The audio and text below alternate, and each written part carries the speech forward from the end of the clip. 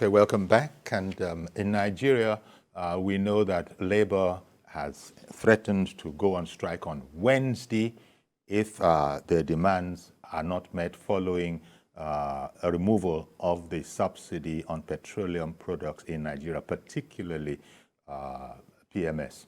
Now, our guest is Honorable Ahmad Sajo, former Commissioner for Information and Strategy in Adamawa State and Public Affairs Analyst. Reverend Dominic has been on the line all through when we were on break. Good morning to you, Reverend Dominic. Good morning to you, Yori. Okay. Please go ahead. Good morning to your guest, Ahmed. Can you hear me? Yes, he can hear you. Ahmad Sajo. Yes. Sajo. Yori, I don't want to make it personal. I could have taken to Ahmed personally. Do you know what the reason? The challenge of this governance now is quite enormous. And if his own brother, let me use this word, if his own brother, former President Muhammad Buhari, dodged subsidy for 8 years. Hello, Reverend Dominic? I think we lost Reverend Dominic there. But I have no idea what he was going to say, but from the cadence, it looks as if he was going to say nothing was done in the last administration. It's all now on top of this administration. I don't know where he was going to go. But you heard the little that we were able to receive of that particular call. Would you like to take it from there, that unfairly things are being packed on this administration, whereas not very much was done in the last administration towards smoothing the tracks for this?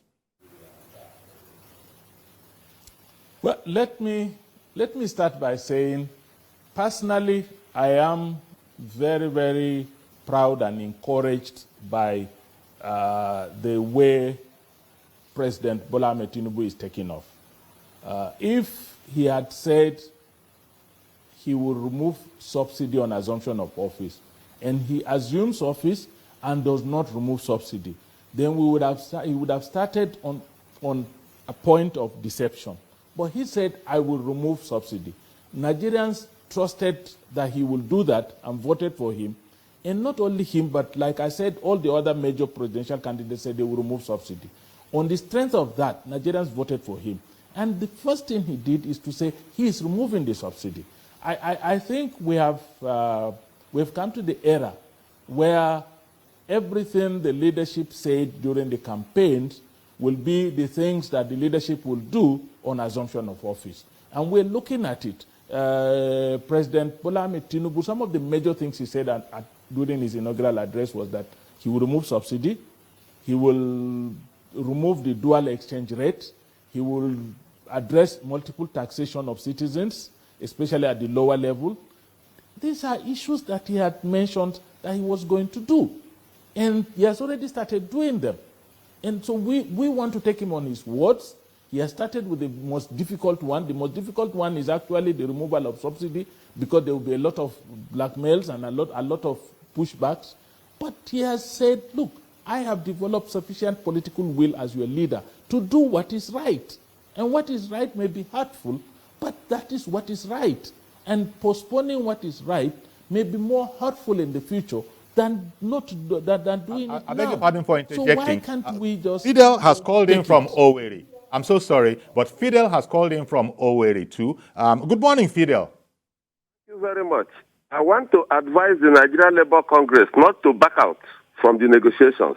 Strikes are no longer in vogue, for they do nobody any good.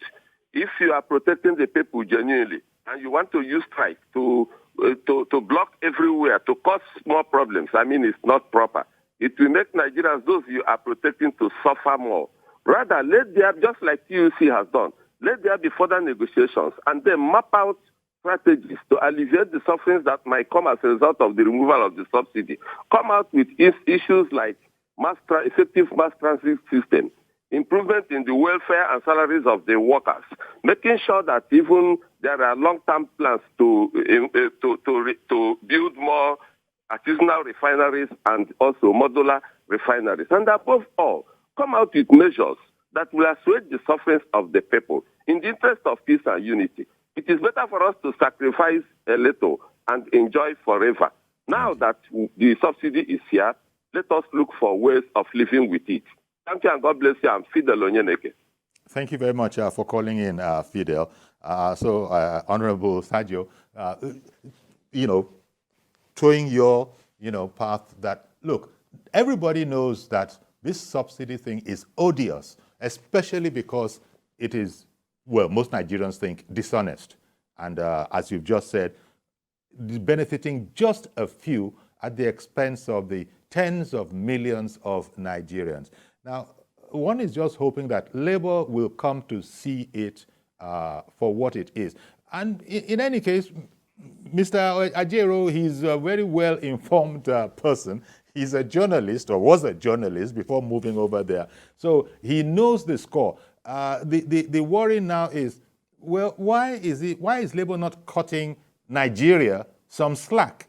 Everything that you've spoken about can be done, will be attempted, and will be done within the resources available. It has been said very, very clearly that Nigeria simply doesn't have the money with which to pay. So if it's not to make the Tinubu administration look bad on the dawn of its administration, Labour is going to have to, conduct itself in a way where people will see that without compromising your principles, you're really staying on Labour issues. But in the meantime, Mazi Okorafo has called in from Arochukwu. Good morning, Mazi. Good morning, sir. Good morning, our guest, Mazi Okorafo from Arochukwu. You see, it is not the issue of Labour or no Labour. The question is this. The Nigerian Labour should be talking about the variables, the indices that will make workers balance. Strike or no strike, that's a previous Labour stories come back to square one. Before you talk, you are not celebrity just scatter the same. But the thing is this. I would suggest to Nigerian Labour Congress, agree that the economy is fighting seriously from the Kanhare. They should look into all this casual work and this underemployment and underemployment for the Nigerian youth. It is very, very disheartening that in Nigeria we have labor unions, that somebody will go to work by 7 a.m. or 8. He or she will close around 6 or 7 or 8. He or she will be paid 8,000 naira or 10,000 naira a month. 30 days, from 31 days. Labour have not even looked at them. Now, Nigerian Labour, there's nothing wrong for them. But the question is that let Labour and the government sit down. If Labour and government will arrive, fine. You can shift the issue of subsidy maybe till August. Let the Labour within the same now find a solution and how to. It is not a question of increasing the salary. Salary is okay, but the question is that the variables I'm talking about, let's look at the food situation. 80% or 90% of Nigerians that go to work, what they are doing is to make sure they feed their children, pay their school fees, take medical care there, and get good accommodation and transportation. These 5 key points or key factors, all those things are still hanging in Nigeria. And we have Nigerian Labour Congress. They have not asked about tractors the governors collected, federal government. They are not even talking about all those IDPs in different locations. They are not even talking about Nigerian students. How do they cope? 90% of primary schools in Nigeria, 36 degrees of they are on strike. Nigerian Labour close their eyes. And we have workers that work for pension and Nigerian Labour to see that. Labour, there's nothing wrong for the strike, whether strike or no strike. But see that we have to find solutions to the indices and the variables now or never. Good morning, Mazo Prapo, calling from Arochukwu. Thank you very much. Well, Honorable Sergio, as you can see, most of the callers, are, very interesting. Yes, because... Yeah, very... Can I ask a few questions too, just to the public? Yes. The first thing is that, look, let me ask this question. There are many states that have not been paying salaries. No, we are not talking about even an increase in salary, but paying salaries at all. Labour had kept quiet all this while.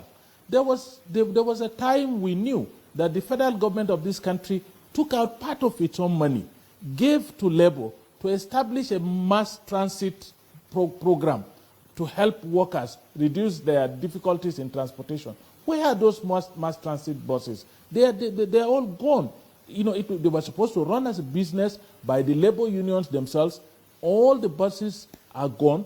There is no accountability. Nobody is talking to anybody about it. Now, every time Labour will wake up and say, we go on strike, we go on strike. Government says, let's sit down and discuss under the doctrine of collective bargaining. They're busy talking about, the petrol prices must go back, otherwise they will go on strike.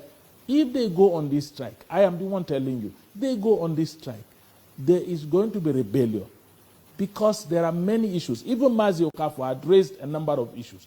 If Labour believes that it is a vanguard for the protection of the rights of ordinary people in Nigeria, there are many issues that affect the ordinary people that Labour keeps quiet about. It's not just and this petroleum subsidy issue is an issue that is actually beneficial to a tiny minority, to people who are getting richer at the expense of the country. So why would Labour be protecting? One more caller. Sorry to interrupt you. I'm very sorry to interrupt you. The country, while we are suffering. I know there's a delay. I'm so sorry to interrupt you. I know there's a delay. But Ellis in Jos called in as well. Good morning, Ellis. Did I get the name right? Ellis in Jos. Ellis?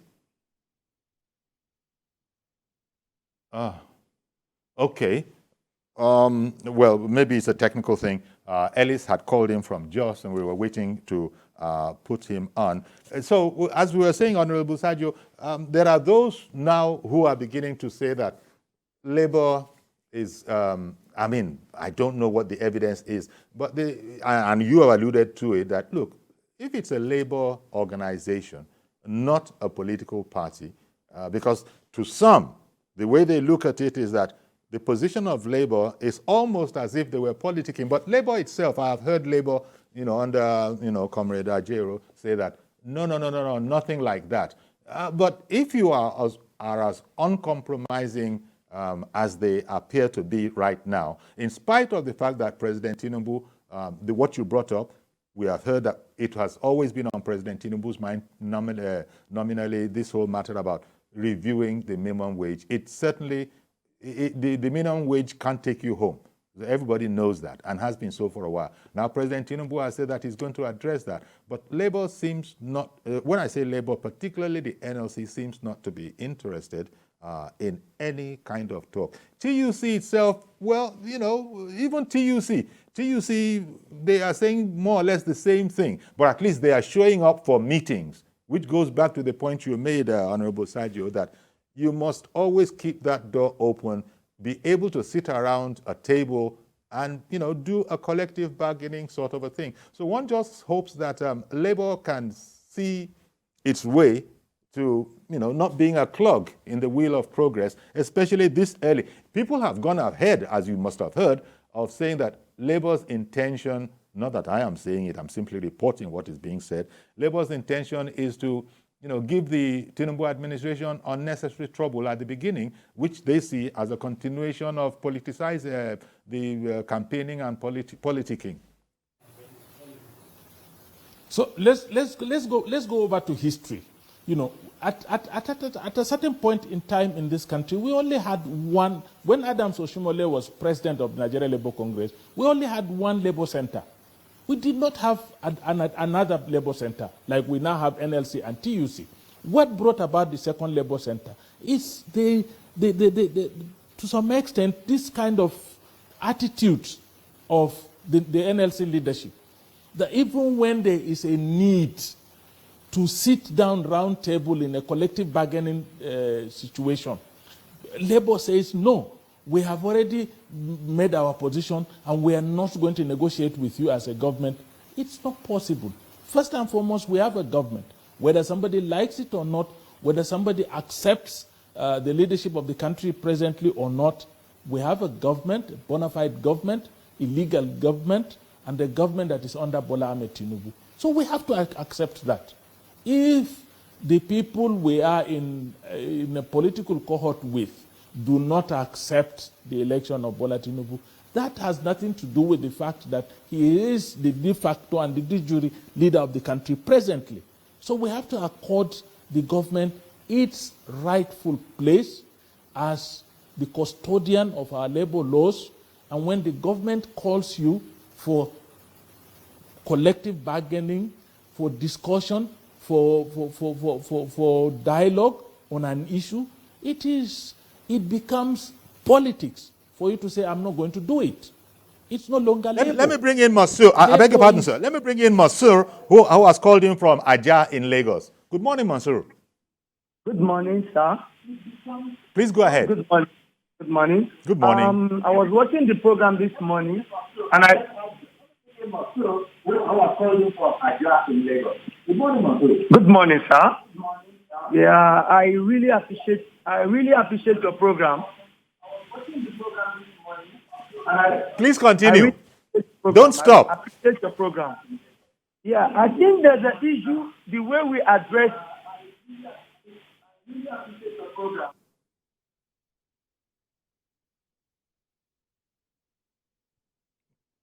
Mansour?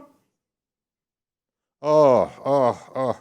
And first of all, well, he only had the chance to tell us how much he was enjoying our conversation and was then going to add to it. Meanwhile, his time was up. But you were saying, Honorable Sergio, that Labour seems to be in need of great care lest it be seen as politicking, which the president of Labour has said is not the case. He said that that is not the case, that all he's doing is looking out for the for the rights of workers and succor for workers. But there must be a way you go about it, because many people have been saying that Labour, Mazi Okorop has called in, Reverend Dominic has called in, all of them saying that, look, the things that Labour should have been speaking about, it didn't in the recent past.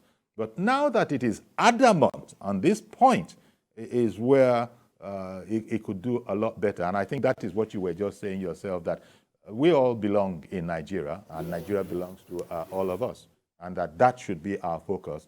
It doesn't appear, I think you are sort of insinuating that Labour is seeing it quite like that at the moment. I think we should harp on that seriously. Nigeria is our country. Our interest is our country. Our people, you know, we have about 133 million people that are said to be within the poverty bracket. That should be our major concern. How do we pull people out of poverty? And you cannot pull people out of poverty without addressing the social gap that exists. The rich getting richer, the poor getting poorer. That is our major concern now. Okay, sorry to interrupt yet again. I'm so sorry, sir. It's an interactive program, and Alhaji Subaya has called in this time. Good morning, Alhaji. Thank you very much, Mr. Ayori. Good morning. Good morning. Thank you. Yes, Mr. Ayori, let me go straight away. Let Nigeria understand that subsidy is normal. I hope you are listening to me, Mr. Ayori. We can hear you. Yes, subsidy is normal. You see, but this one is not subsidy.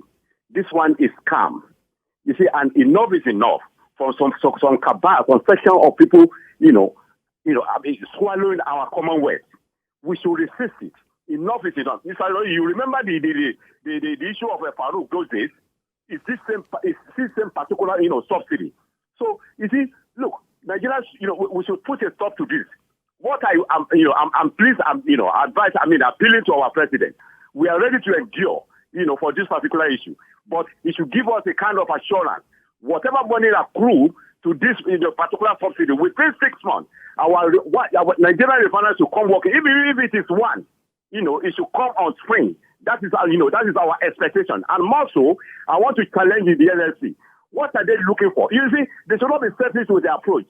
You see, they are in Nigeria, throughout President Muhammadu Buhari 8 years. Why can't they stand at their feet? That they want, one of our refineries to come on spring. What, are they not part of it? Ajero himself is part of Wabara. He's there. 8 years of President Muhammadu Buhari on government. They didn't even stand at their feet to say, one of our refineries to work. Indeed. I want to thank you very much, Alhaji Subaya. And Honorable Sergio, we've just about run out of time. But what the gentleman who called in last just said, which is that, look, as uncomfortable as it is, because they don't see it as a scam, they don't see it as subsidy, but as a scam, we're ready to take it off.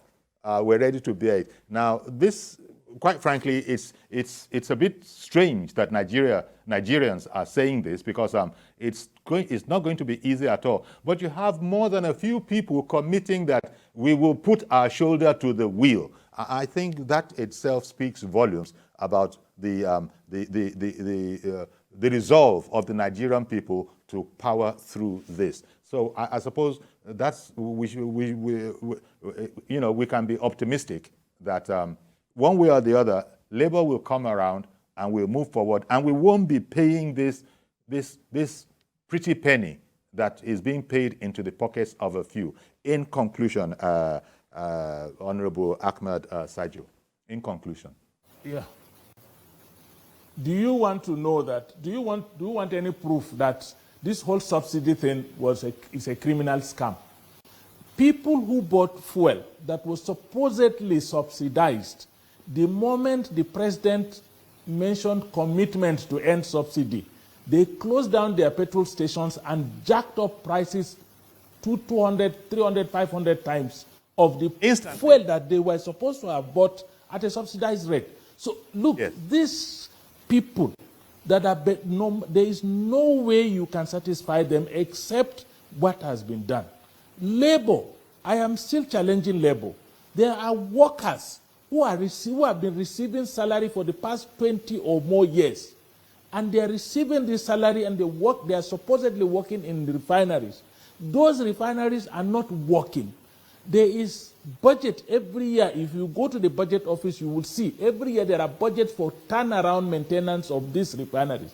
There are workers there, Nigerian workers, that are supposed to be the engineers to handle this turnaround maintenance. These maintenance are not yielded anything. What are these workers telling us? That the labor movement is trying to turn itself into a political tool. If it does not, we're going to have to leave it there. I beg your pardon. I'm so sorry. I understand you, and I believe all our viewers do, even though I'm interjecting. So sorry about that, but the exigencies of TV production. So sorry about that. Ahmed Sajo, we've come to the end of time on this program.